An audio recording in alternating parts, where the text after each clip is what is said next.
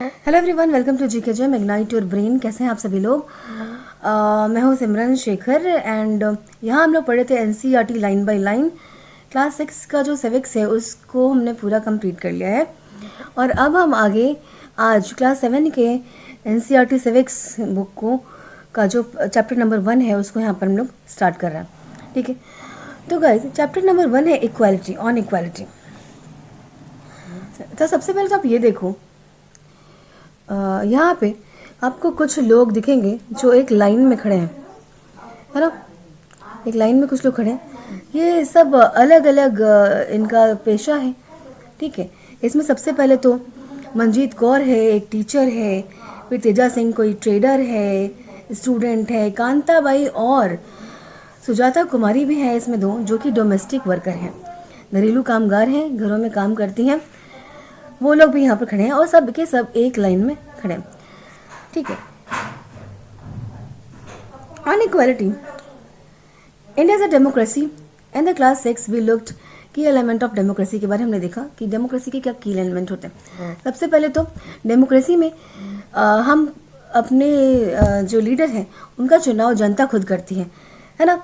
उसके बाद क्या होता है गाइज कि हम अलग अलग वे में पार्टिसिपेट करते हैं, डेमोक्रेसी में पार्टिसिपेट करते हैं। एक तो डायरेक्ट चुनकर, जिन्हें भी लोगों के द्वारा चुना जाता है, वो आगे सरकार को बनाते हैं, चुनते हैं, तो वो डायरेक्ट पार्टिसिपेट करते हैं। ठीक है, और क्या तरीका होता है गाइज पार्टिसिपेशन का भी हमने बहुत सारा तरीका देखा था।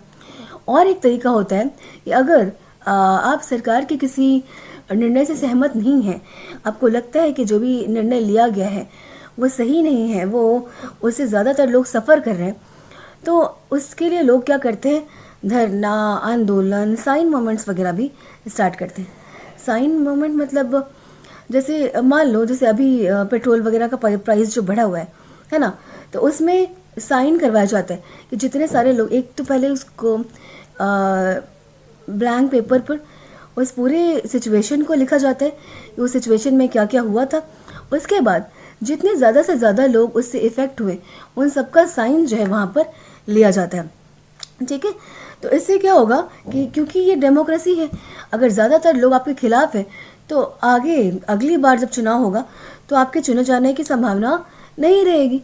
तो क्या होता है कि ये एक अच्छा प्रभाव डालता है जो भी लीड कर रहे हैं उन पर, कि अगर इतने सारे लोग इस सिचुएशन के खिलाफ हैं तो ज़रूर इसके बारे में हमें दोबारा सोचने की ज़रूरत है। राइट, तो वही सब यहाँ पर लिखा हुआ है। Conflict, these include people's participation, लोगों का पार्टिसिपेशन क्या होता है, the resolution of conflict and equality and justice. Equality is a key feature of democracy and influence all aspect of functioning. सबसे ज़रूरी चीज़, सबसे मुख्य बात जो है डेमोक्रेसी की, वो क्या है कि इक्वालिटी, समानता होनी चाहिए हर किसी के पास। In this chapter you will read more about equality. इस चैप्टर में हम लोग समानता के बारे में और ज़्यादा जानेंगे, कोशिश करेंगे क्या है, why it is important in a democracy and whether not everyone is equal in India. Let's begin looking at Kanta's story. Kanta की स्टोरी से हम लोग यहाँ पर शुरू करते हैं।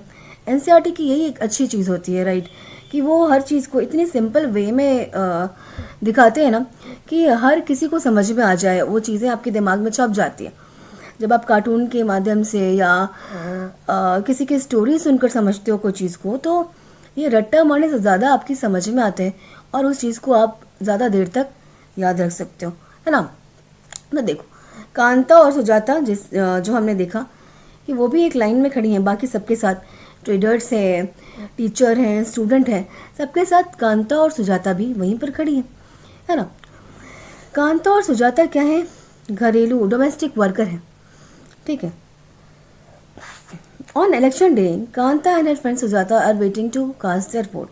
अब देखो ये लाइन किस चीज़ का है, वोट डालने के लिए सब वहाँ पर लाइन लगाकर खड़े हैं। Isn't it good, Sujata, that we can all vote equal citizen of our country? Even Jayan Saab is standing in the line with us. Yes, Sujata को ये बोल रही है कि भाई कितनी अच्छी बात है ना, हम लोग सब इक्वली रूप से एक लाइन में खड़े हैं। जैन साहब जो मालिक हैं, इतने बड़े आदमी हैं, वो भी हमारे साथ भी लाइन में खड़े हैं। बड़ी अच्छी सरकार है हमारी, तो कितना सब लोग एकदम समान है, सबके सब एक साथ लाइन में खड़े हैं। सुजाता तो बड़ी खुश हो रही है ना। वो कांता भाई बहुत खुश होते हुए सुजाता को बता रही है कि कितना अच्छा है, हम सब एक लाइन में खड़े हैं, कोई ऊंच नीच भेदभाव कुछ भी नहीं, हम सब साथ में खड़े। सुजाता ही बोल रही कि सही बात है। जाओ कांता वोट डालने गई एंड कांता ने किसको वोट दिया? Who has promise to bring pipeline to her area. उसके एरिया में जिसने बोला था, जिसने भी ये प्रॉमिस किया था कि उनके एरिया में पाइपलाइन लगवा देंगे, उसको सुजाता वोट करने वाली है। बहुत सारी प्रोमिसेस पता ही है, बनाए जाते हैं, दिए जाते हैं कि अगर हम जीत गए तो ये करवा देंगे, हम जीत गए तो फिर ताजमहल ही आपको गिफ्ट कर देंगे। जोक सपाट ऐसे ऐसे बड़े बड़े प्रोमिसेस किए जाते हैं। तो खैर फुलफिल होना नहीं होना अलग बात है, लेकिन लोगों को तो यही उम्मीद होती है ना भाई कि अभी भी बोला जा रहा है तो हम उसी को वोट करें जिसने ये पर्टिकुलर प्रॉब्लम को ध्यान में रखा है, इसको सोल्यूशन निकालने की कोशिश कर रहा है कि नहीं। तो सुजाता भी बोली भाली से सुजाता और सॉरी कांता भाई, वो किसको, कांता जो है कांता देवी यार व्हाट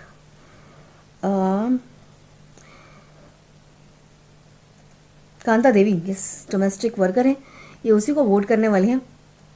चलो go on Kanta, it's your turn. वो कांता गई वोट देने।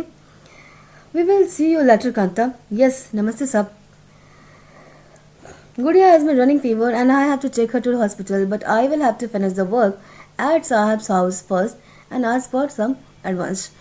कांता क्या बोलती है कि उसकी बेटी को फीवर है, उसके लिए उसे पैसे चाहिए इलाज करवाने के लिए, लेकिन मैं पहले से आपके घर जाऊंगी, काम करूंगी, उनसे थोड़ा एडवांस लूंगी, तब जाकर अपनी बेटी को मैं अस्पताल में दिखवाऊंगी। ठीक है, ये कांता और सुजाता का कॉन्वर्सेशन चल रहा है।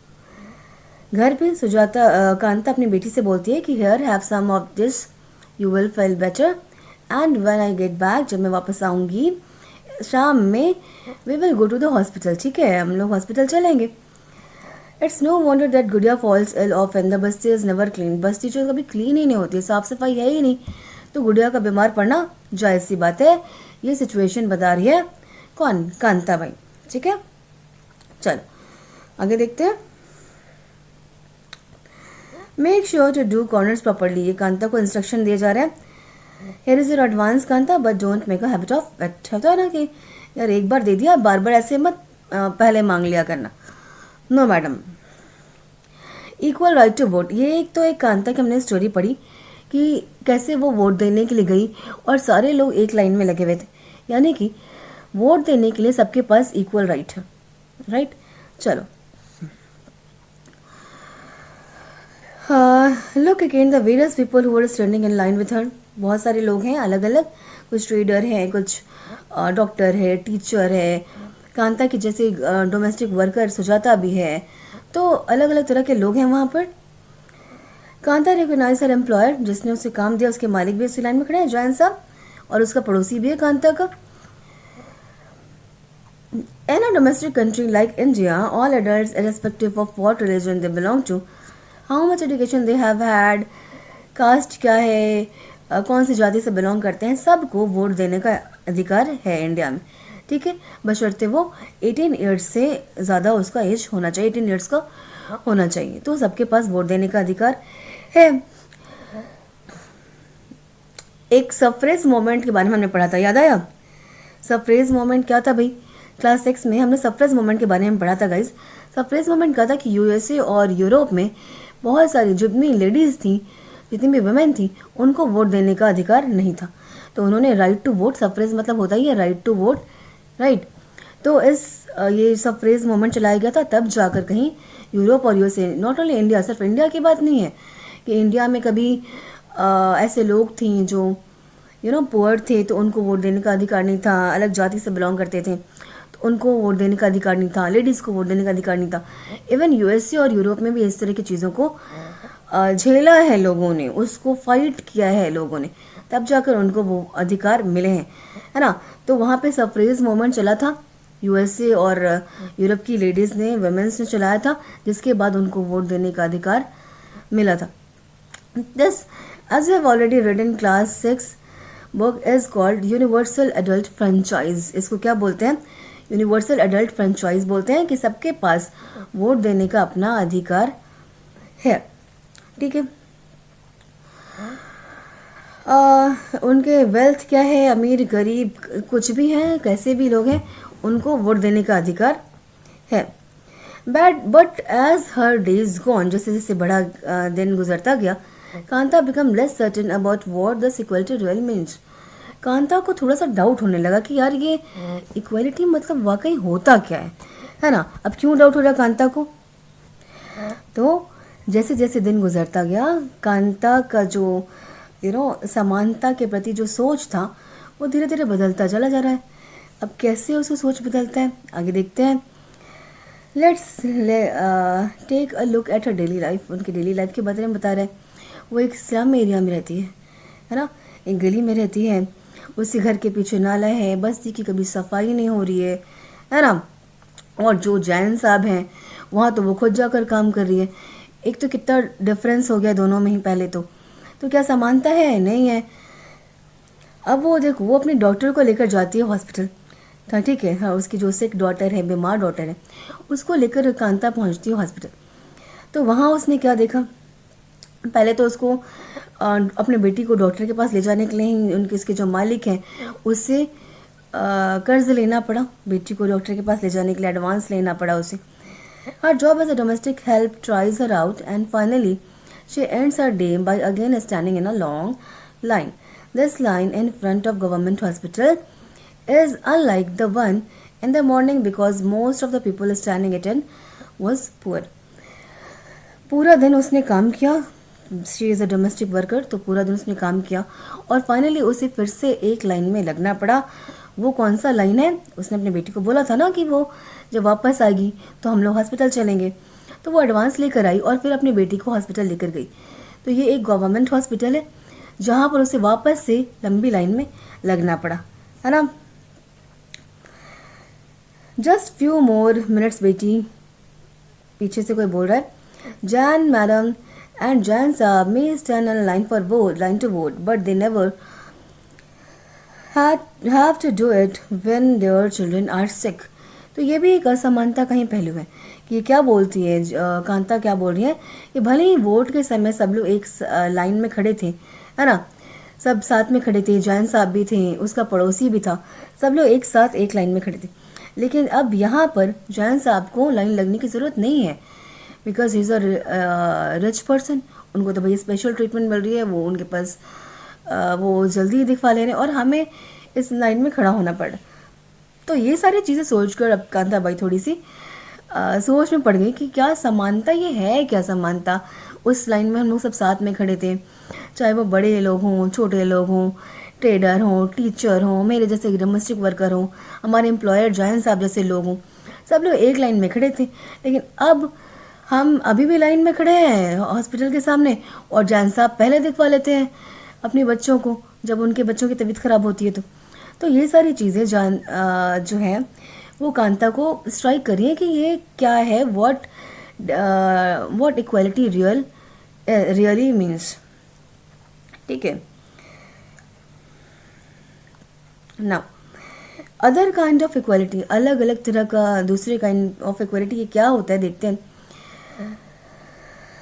Kanta is one of many poor people live in democratic India में रहती है वो, who has the right to vote but whose daily living and working condition are far from equal. Vote देने का अधिकार तो सबके जैसे उसके पास भी है, लेकिन वो उसका जो डेली लाइफ जो है, उसके डेली लाइफ का जो कंडीशन है वो सबसे दूर दूर तक कहीं भी मैच नहीं करता है।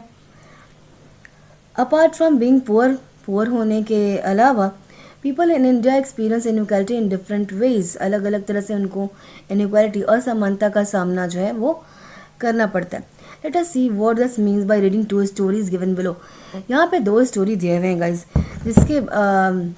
जिससे ये पता चलेगा कि लोगों को किस किस तरह की असमानता का सामना करना पड़ता है। हाँ देखो, 2 स्टोरी है यहाँ पर जिससे बताया जाएगा कि पुअर होने के अलावा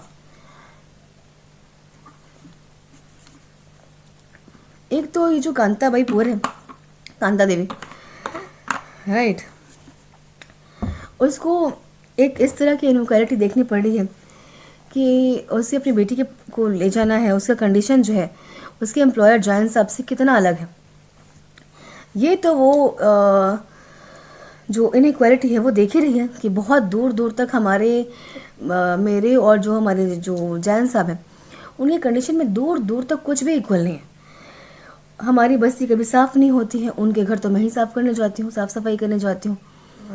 ठीक है, हमें हॉस्पिटल में मेरी बच्ची को ले जाना है तो हमें लंबी लाइन लगनी पड़ती है, लेकिन उनको तुरंत मौका मिल जाता है, स्पेशल ट्रीटमेंट मिलता है जॉइन साहब को। तो बहुत दूर दूर तक कोई समानता नहीं है।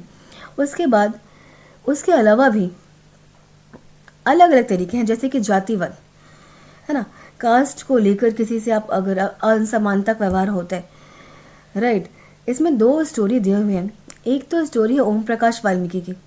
ओम प्रकाश वाल्मीकि जो कि बहुत ही प्रसिद्ध राइटर है ना, लेकिन वो है दलित, जो छोटी निचली जातियाँ जो कही जाती हैं अकॉर्डिंग टू आवर सोसाइटी, तो वो है दलित। दलित ये जो वर्ड है, ऐसा नहीं है कि किसी दूसरे कास्ट ने उनको दिया हुआ है, जो भी हो, ये जो दलित वर्ड है ये वो लोग खुद अपने लिए यूज़ करते हैं। ये एक सिंबल की तरह, ये दिखाने के लिए कि ये जताने के लिए, ये प्रेजेंट करने के लिए कि हमें किस तरह से हमें दबाया जाता रहा है।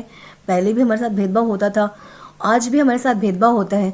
इन चीज़ों को दिखाने के लिए वो लोग खुद के साथ ये दलित वर्ड का यूज़ करने लगे। तो बात करें तो हम लोग ओम प्रकाश वाल्मीकि की, तो ओम प्रकाश वाल्मीकि बहुत बड़े राइटर, पर वो थे दलित वर्ग के राइटर, है ना।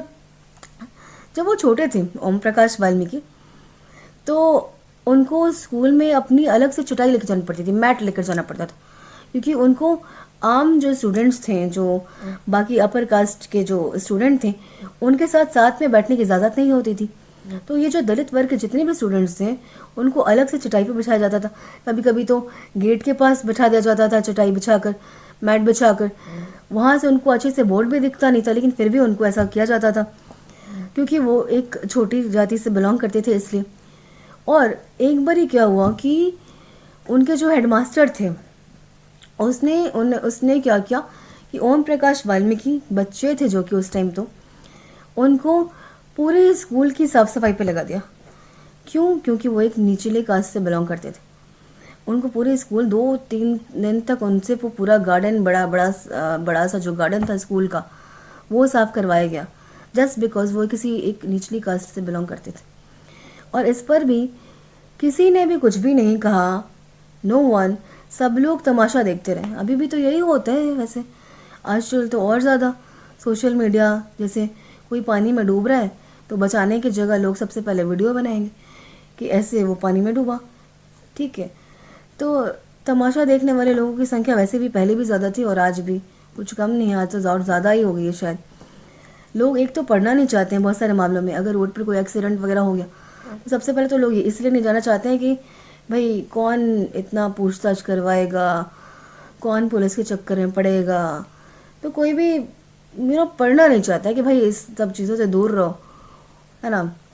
तो वैसा ही कुछ हुआ ओम प्रकाश वाल्मीकि के साथ भी। बहुत ही दुखद घटना तो हुई कि सब लोग तमाशा देखते रहे, लेकिन किसी ने भी रोका नहीं, क्योंकि वो एक छोटी जाति से बिलोंग करते थे। ये रुका कब? जब ओम प्रकाश वाल्मीकि के फादर ने, उनके पिता ने देखा कि उनके बच्चे से पूरे स्कूल की सफाई करवाई जा रही है, पूरे गार्डन की सफाई करवाई जा रही है, तो वो आए और उन्होंने इस बात का विरोध भी किया। उन्होंने साहस दिखा के इस बात का विरोध किया हेडमास्टर के सामने, टीचर्स के सामने, कि इसके जैसे और भी लोग यहाँ पर पढ़ेंगे और ज़रूर पढ़ेंगे, ऐसा कहकर तुम मास्टर हो इसलिए मैं छोड़ दे रहा हूँ।